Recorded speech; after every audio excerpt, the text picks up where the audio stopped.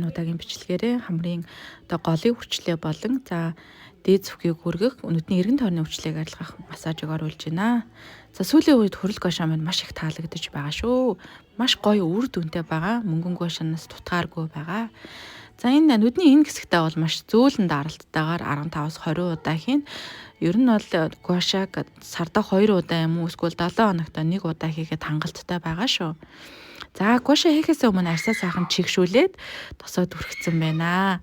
Эсвэл серум хэрэгэлсэн байна. Минагийнхаа хувьд нөгөө Skindocks-ийн ойл серумэл хэрэгэлсээр байгаа. За ингээд хамрын одоо голын үрчлээг арилгахаас гадна маш гоё хэлбэржүүлж өгдөг. За энэ бол инээхэд үүсдэг нөгөө нарийн үрчлээсүүд болон рефлексих за мөн нарны хамгаалалт муугаас үүсдэг энэ хэсэгт одоо ядарснаас бас нэг уутан зүр үүсэх хандлагатай байдаг. Тэдгэрийг арилгаж өгдөг. За мөн 15-аас 20 удаа 7 хоногт 1 удаа л хийхэд хангалттай байгаа шүү. Баярлалаа.